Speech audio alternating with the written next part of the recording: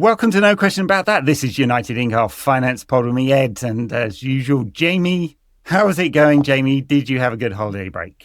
Yeah, it was very good, very chilled, very relaxing. But as we are now in 2026, ready to hit it hard and try and help people understand the weird and wonderful world of football finance, particularly as it relates to United. Yep. Well, before we came on air, we were just running through some of Ineos's financials. So the topic of today is some recent articles discussing Ineos's financial pressures. They are having a little bit of a hard time, but we'll try and put that into context. So what are the issues there, what they might be looking at in terms of debt and refinancing and some restructuring at the company. And then at the back end of the podcast, we'll get into what it might mean for United. That'll be the fun bit, a little bit of speculation, because honestly, we have absolutely no idea, I think, exactly what's going to happen there. But yeah, glad to be back at it and try and smash 2026. United got 13 victories under Ruben Amorim in 2025. So it's a bit more than one a month this year. I don't know about you. I'm not looking forward to Sunday. I don't have much faith that I think we could get a draw with the players out, the Leeds crowd, and how much the Leeds team are going to be up for it. I can't see us getting much.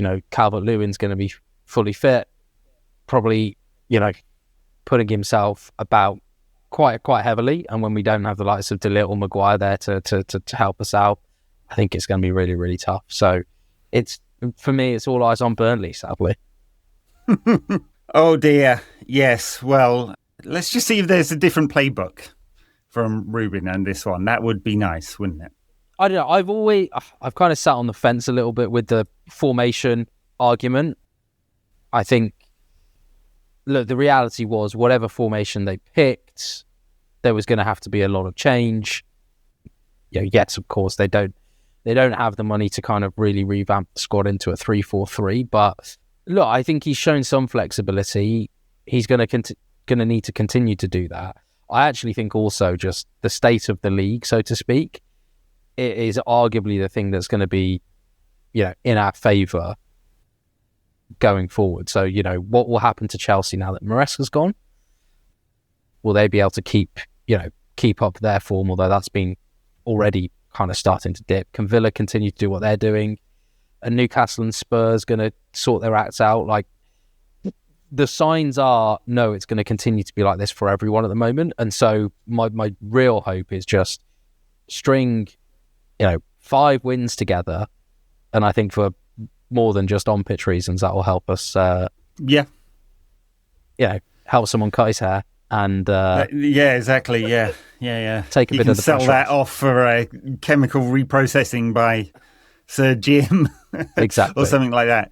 Yeah, absolutely. 3rd to 10th is the margins are very fine. It's hyper competitive this year, or you could say there's a lot of teams with flaws, which is true. When you have 6 Premier League teams in the top 13 in the Champions League Swiss group format, I think you can say it's competitive rather than bad quality. United just have not been able to get that consistency. Rather like Ineos, who that was a strained segue there, but there was a segue. It was nice. It was of kinds. All right, so a couple of recent articles discussing Ineos's financials. They are a highly leveraged business, very complex business as well. Trying to dig into their finances is not easy because there's more than 20 companies across the group of all sorts of different sizes and styles, and they have very different reporting as well because most of it's private and some public holding company entities as well. So, premise of the article was that with bonds maturing, Ineos and the group under some financial strain because of the cyclical nature of the chemicals market, or some, let's say, some market pressures from regulatory burdens with carbon trading, inflationary pressures, lower demand, tariffs in the US, and so on, have put Ineos under some strain. You can see that in the top lines. So some loss of revenue last year, squeezing EBITDA margins, losses at some of their businesses. And so the premise of the article said there are some US venture capital funds who are interested in taking part of that debt. So get into what that is, what that means, and then what it might mean for United. So top lines. Ineos fucked, and they're going to take us down with them. Look, as you said, the nature of the business means that they are highly leveraged with debt, and they've used that to fund the business for relatively low cost, right? Like when they were piling up their last round of debt, like people buying their mortgages, it was, at the lowest rates it has ever been. So, some would say smart, some would say risky. And I think we're now seeing some of the kind of impacts of that. And I think one of the important things here to note is, and I think there's been a debt number banded round, which a bit like the Manchester United debt figures, which are sometimes banded around, a bit misleading. So when people talk about, £18 billion worth of debt, some of that is for projects to build new plants, new factories effectively to produce all of the products that Ineos sell. When you kind of strip that out, and I think that's round about €4 billion at the moment, their leverage ratio is somewhere between 5.5 and 6 times their EBITDA. Now, that is high, irrespective of the industry that you're in, and every industry will have pretty kind of standard benchmarks. I think no matter what industry you're in, 5.5 to 6, no way of getting around it. It is quite high. However, and we can kind of get into this in more detail, Ineos have been going through effectively a restructuring program, which is what many companies will do. And that's both reducing the cost of their existing business to try and make it run more efficiently, but also getting rid of a lot of something called non-core assets. So if when you grow and you buy lots of businesses, you'll tend to buy them in good times. As things turn bad and, maybe some of those businesses aren't as good as you thought, or you couldn't extract as much money out of them as you thought you might be able to, invariably lots of businesses start to sell those off. And we've seen a spate of those. I don't have all of them off the top of my hand, so I'll probably need your help here, Ed. But they've sold the hand sanitizer business that they had, that they created during COVID. Belstaff was another one that they owned. I think that's just because Jim liked wearing those jackets, honestly. Exactly. They also sold a composites business to private equity. So, you're right. They've been getting rid of some non-core stuff. I guess the risk there is that maybe they were good businesses and they shouldn't got rid of them, and they're selling. This is always the case if you deleveraging by selling assets. You could be selling off good stuff that will shrink the overall value of the company and the size of the business. Exactly. But I think, overall, there's a lot of things happening which you would expect to see. And I think one key thing that I kind of listened to in Sir Jim's, I think it was the Times Business podcast, Ineos have been in a similar situation in the past, and they actually, got bailed out is the wrong word, but Barclays, helped them restructure their debt for some humongous fees. I think nearly £1 billion worth of fees. In this Times Business podcast, which captured a lot of headlines a few months ago, Sir Jim Ratcliffe talked about their debt and there not being the same types of covenants on this debt. Now, it's very hard to scrutinize that statement to say whether it's true. But the big problem they had last time is these covenants allowed potentially these vulture funds to come in and make Ineos pay the debt back on time. Yep. Many people will be like, well, doesn't every bank do that? No, because, there is commercial relationships here, and, banks don't necessarily want to force shuttering of businesses. Yeah.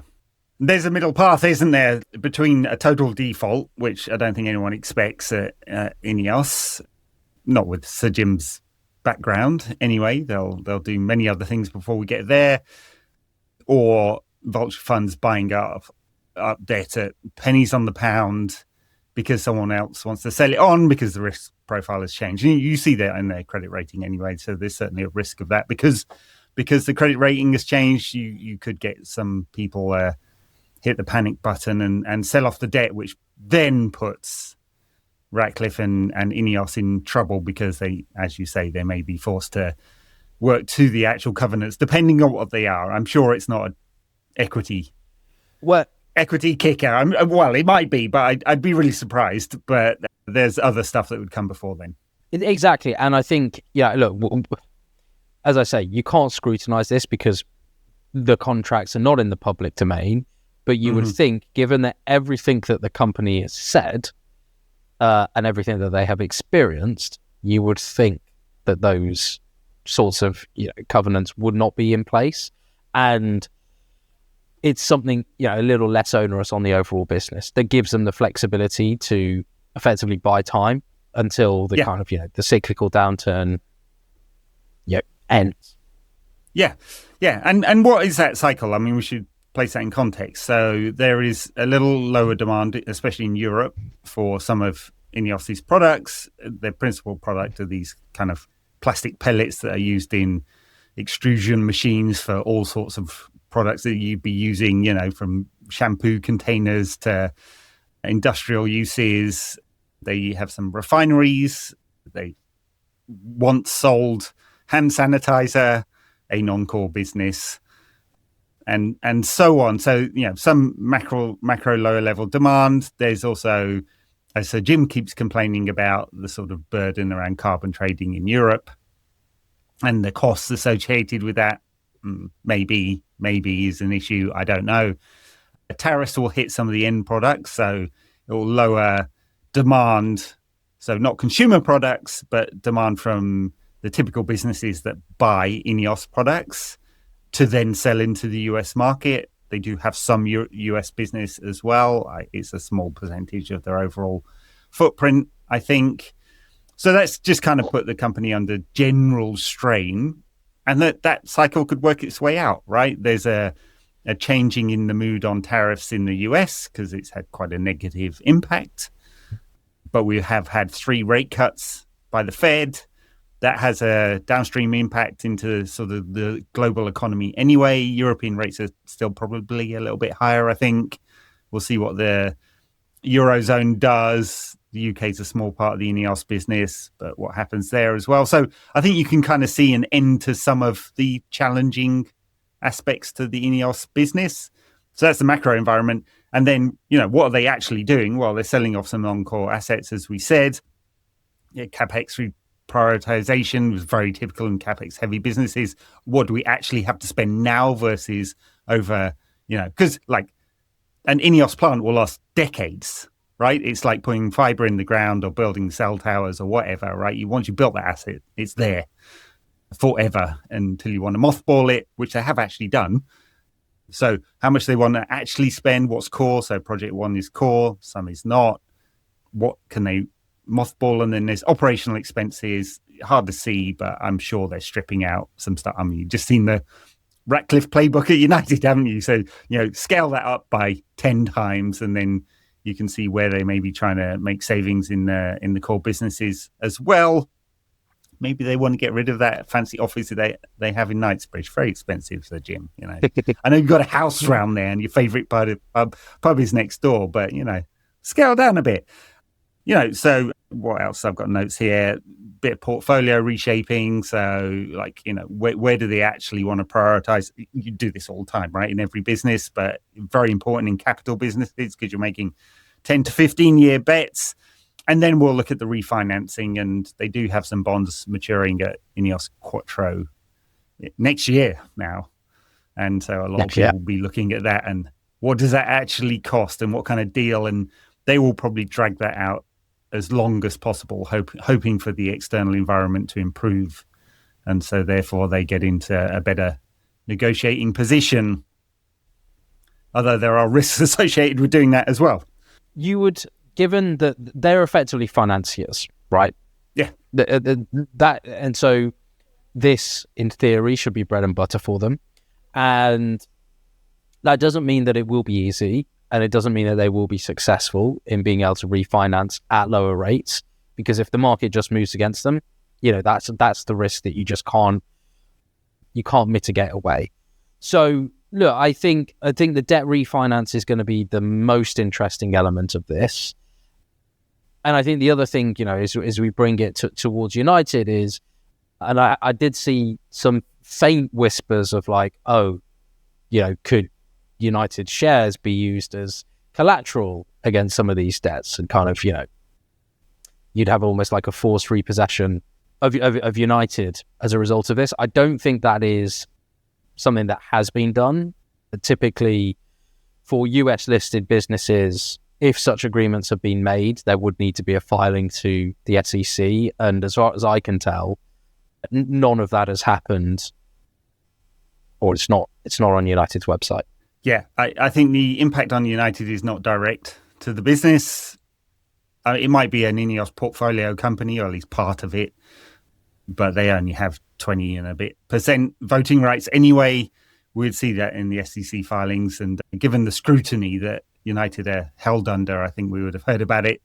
I mean, it's more scrutinized. It's the most scrutinized part of the Ineos business. Crazy, because it's a tiny proportion. Yeah. In terms of, what is group sales? 50 billion euros or something? It's massive, right?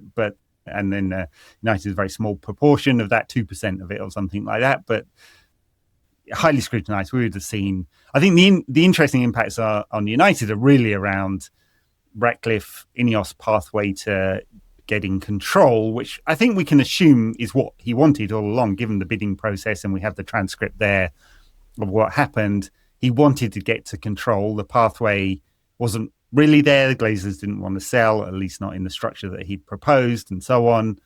And we'd made the assumption, given the terms in the sales agreement, the ROFO, the floor on the drag along, that it's just kind of the standard stuff, but just kind of gave you the indicators that Ratcliffe was interested in taking total control at some point. We don't know what mechanism, whether it'd be a full buyout or partial creeping towards majority ownership.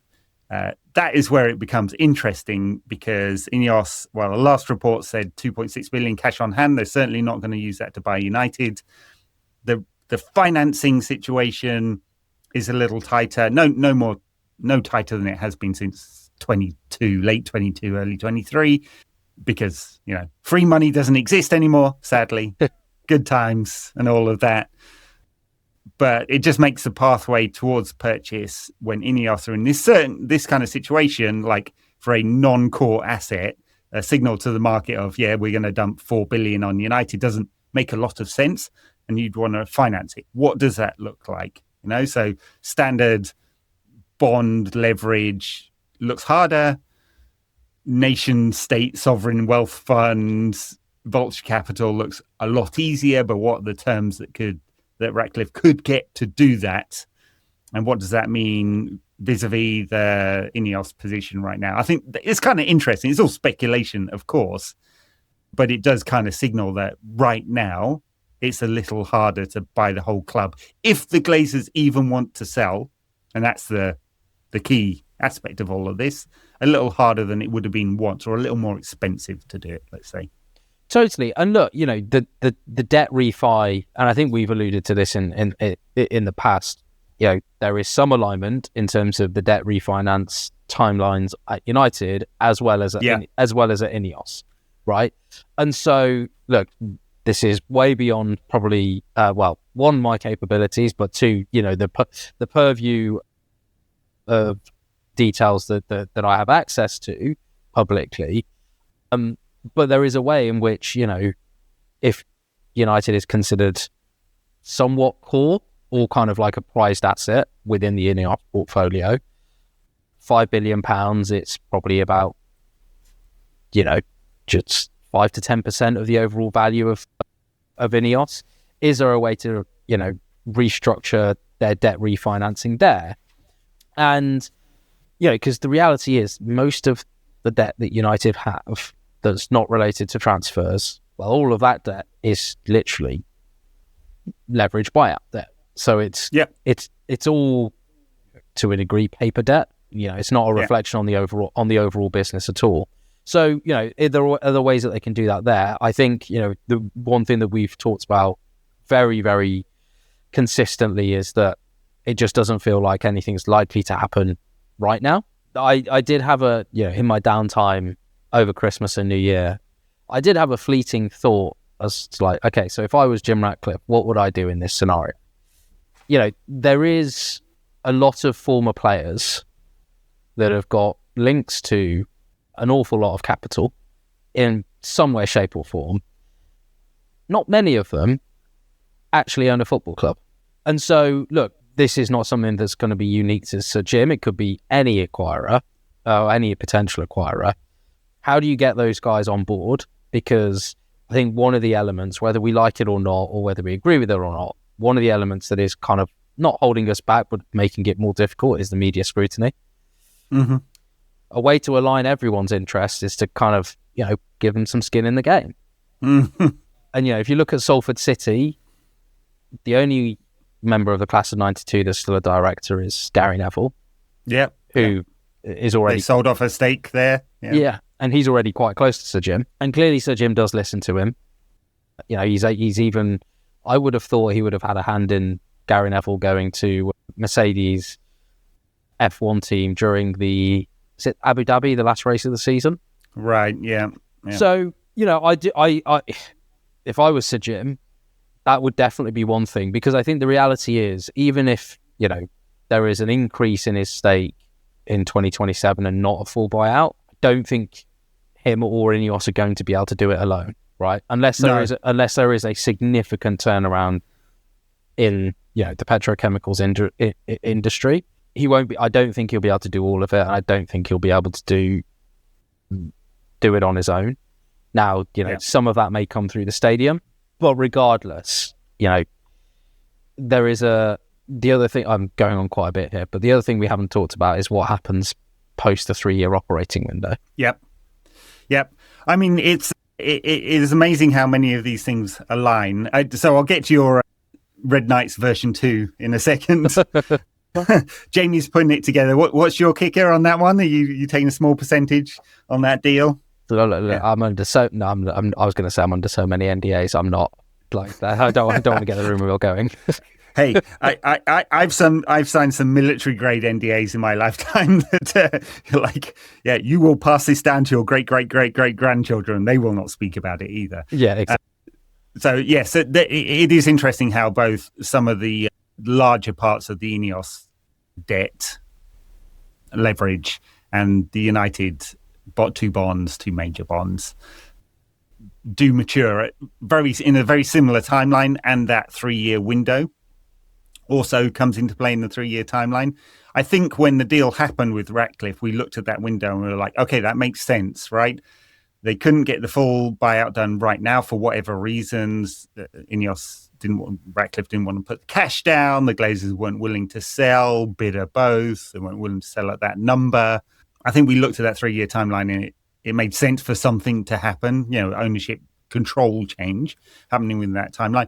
Right now, it looks a little bit harder just because of the environment in which Ineos is in. As I said, they have clearly strongly signaled to the market that they are doing capital reprioritization, operational cost cutting, selling off non-core assets, deleveraging. They are signaling that we are getting our business in a healthier position. And they keep saying this in all their comms, their IR stuff as well, in order that when they do have to refinance, they can get it at the best terms possible. And do all these things align? Ineos refinancing, Manchester United refinancing, stadium debt, right? It's not going to be the same people, but you can see where the relationships, are and which ones might be leveraged. And not that I want it, but Ratcliffe has an awful lot of sovereign wealth and sovereign relationships in the Middle East as well, given the nature of his business. So I'd also look at it's aligned but not the same, the price per barrel of oil right now and where it is, because it's quite low actually, and that will affect both the Ineos business and his potential partners' business and how rich they're feeling at the moment. So there's that. On the Red Knights too, I mean, of course, the richest of ex-United players out there in the market by miles is Cristiano Ronaldo, who was with Piers Morgan not long ago, bragging about how he'd become a billionaire. Well done, Cristiano. Congratulations. I always found it very strange when you're so wealthy beyond, like... Why do you need to say like it? The difference between $1 million and $1 billion, it kind of sounds the same, right? But like you put it down in actual cash, it's the difference between a room full of cash and, you know, a row of houses full of cash. You know, it's a massive difference. And, you know, extraordinarily wealthy. Would he want to buy part of a football club? Who knows? Beckham, most of his wealth, or at least like his paper wealth, given the price of MLS franchises right now, might be tied up into Miami. He'll certainly have a lot in that, although he's got a reasonably small stake. I think it was 150 million, probably sold some of it to the Mas brothers, didn't he, who are the majority shareholders. I don't know that Beckham has any major other revenue streams at the moment. No. Where he's at in terms of like, would he want a 1% of United symbolic? Maybe, who knows? I'm not sure. I'm actually not sure whether he would even want to, or no, he could definitely have a stake, but whether he would want to because of the potential multi-club ownership difficulties. That could throw up. You know, I'm going to say, as and when we become better, we would potentially be in the Club World Cup, which, you know, Inter Miami will probably be in perennially. That would, yes. Particularly, as we saw, FIFA did kick out a couple of teams last time out. Leon, right? Yeah. Yeah, I mean, it's all fascinating. I don't think... I certainly saw some social media commentary, not an awful lot, because people don't tend to pay as much attention to that as on the pitch stuff, for obvious reasons. A little bit of commentary around, you know, hair on fire time. I don't see it that way. I mean, I don't know. They seem like really big numbers, of course. But in any kind of highly capitally intensive business, you do see big numbers like this, right? So thin margins, lots of capital intensity. It's fairly normal. Ineos are I guess this is good and bad for them. They are an efficient company. So that's good because they're pretty well run and they can point to the macro environment and say, that is the problem, right? It's bad because there's not a lot more to cut out. Right, there's only if you're efficient, you can't get that much more efficient. Certainly on order of magnitudes, and you know, but it's a business that doesn't go bust, right? Because of all the capital in the ground. Basically, there's always a way to refinance it, and the problem that they will face is on downstream, few years' time, who gets the upside from the improvement in the business, right? And so if they end up refinancing through some of these venture capital funds, it will not be Ineos that takes the majority of that upside. That's where you'd be thinking long-term strategic issues rather than right now they're about to go bust. So anyway, I think, you know, if I was a United fan, I'm worried about them on the pitch and just getting that business right and getting the next set of transfers right, which don't look like they're coming in January, sadly. They should, Jim, if you're listening, which I know you're probably not, but come on, mate. The Champions League is there. It's there for the taking. We are almost there. We're a point away from it, right? Probably. Definitely 3 points away. It's there. Take the prize. I hear you. However, we could probably draw up about 50 examples of where that argument has been made and then it didn't gone wrong. Yeah, and it had gone wrong. And sure. So yeah, like I don't disagree. Like we need players, higher quality players that fit. Yeah, whether it's 3-4-3, 4-2-3-1, whatever. But I do. The prudent part of me does agree with what Amorim has been saying in the press about, you know, it needs to be long-term targets only. It's just the reality is that, my big fear is, let's say the next 2 weeks doesn't go that great, we then rush through a deal and have to pay over the odds for someone. Mm-hmm. Then they get injured a week later. Mm-hmm. Because that's a very, very, it's a very believable thing that could happen, right? Yeah. Or they just don't perform. Yeah. I mean, coming back to the longer term ownership picture, how do you think the Glazers, sat in Florida or Washington, or they're spread around, aren't they, are thinking about it? We know that 3 of them want out. I think that was always very clear. They are locked together contractually. Amazing being in a situation where you have to have a contract with your siblings, but they do. Yeah. Might tell you something about that family, given that they've had a few lawsuits against each other over the years. They're locked together in terms of their position, but this really, their negotiating position over the last 18 months has actually improved, right? So you've got the business in a better position, right? Less desperate. I mean, I know there's a massive amount of debt, but as you said, mostly paper. Some of it's not really debt, it's payables. Transfers don't really include that. It's just the cost of doing business. The market hasn't improved in terms of competition to purchase United. I don't think, right? I mean, there's a few sports businesses in the US that have gone for more. There's a lot of interest from American investors generally, but the market for people in a £5 billion range is not many. There are some sovereign wealth funds that may be interested, in the Middle East. You can name a couple. But their negotiating position hasn't gotten worse, for sure, and it's probably improved, right? Are they desperate to sell?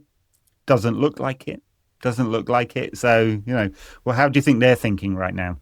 Well, I think you've got some family members with itchy feet. And I think you've got some family members that think, okay, we've right-sized the business in terms of the cost base for how the team was performing. If we now start to see an upturn, that 5 billion price that we set can be fully realized, if not be even higher, right? Like if we start to perform for I'd say at least 2 years consistently, United, I reckon, could easily get to, the financial state of United will be dramatically improved, right? And with the multiples that you're seeing the likes of Atletico going for, that was slightly lower than what United went for. So yeah, you could easily still argue a premium now. That's basically the two camps that you've got. You've got itchy feet versus we can extract more value out of it. I think they will all be annoyed that things haven't progressed quicker on the pitch. Do they want to sell, and has their negotiating position improved marginally? I don't think the market for potential buyers improved because they're not going to lower their price, right? Unless they come into a distressed financial situation, they are not lowering their price. Yeah. And so, the one thing that I've been talking about a little over the last few months is, okay, what's the protection that both sides have, right? If the Glazers feel more emboldened that their price point that they were asking for before is realizable now, the market of buyers is only getting smaller. Then is someone going to, because there is still a significant amount of capital that, you would potentially need to put into United to accelerate it? Because that's effectively, if you want to buy United now, the only upside is by accelerating the turnaround, right? And that needs cash, right? Yeah. So is someone out there going to do that? I don't know. Because then you're talking about 7.5 billion of committed capital as a deal with the stadium. Yeah. Sorry, that's not plus stadium. Plus stadium. So you're probably looking close to 10 billion. Mm-hmm. That's not. There are literally only a few funds that could even do that, and would they want to do that? I don't know. Even if things got worse. So sorry. Just to round that point off. So the market of buyers is probably getting smaller. Really big deal cost to make something happen before 2027.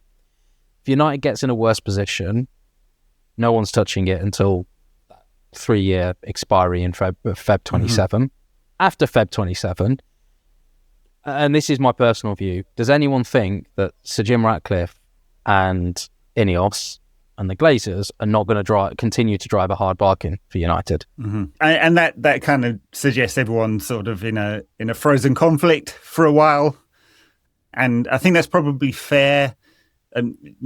surely if the global macroeconomic position improved, interest rates come down a little bit, that makes the relative cost of doing a deal like this slightly smaller, increases the market size a little bit, but still it's rarefied air, isn't it? There's not too many individuals that can whip out 5 to 7 billion.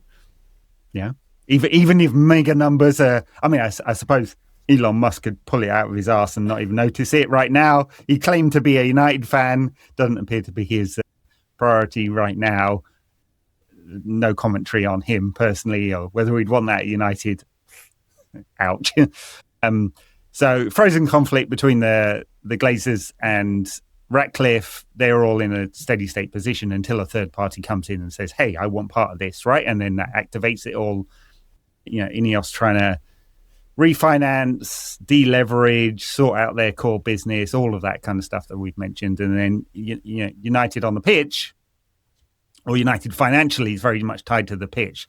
Do we get into European football or not? It's very hard to move the club forward without that, right? So if there is, and the margins between no European football and Champions League are like 6 points. That's the window right now. It's a couple of wins between 11th and 4th. And so it's really raised. That's why I'm going, hey, so Jim, you want to I know it's always risky buying in January and so on and so on and so on. But if it made a bit of difference on the pitch, the prize is really big. And or the other side, the downside, you can really see it, right? You can point to the underlying data and go, hey, we're improving, but it doesn't take much. And we've seen a couple of injuries here or there. And a thin squad looks, translucent, basically, doesn't it? And then United don't improve financially next year, right? They, not into any order of magnitude, right? And then it's about sell to buy, basically. And you hope you get good deals done you hope you can execute on the Højlund Rashford deals and you get some good deals for players you don't want. You lose some wages in Harry Maguire and Casemiro for sure. £500,000 a week gone there or whatever it is. And then you hope you buy really well and you can outthink the market, right? And outperform on the pitch. Neither of those things seem to be happening right now. Outthink the market. Are they doing well on transfers? Sort of.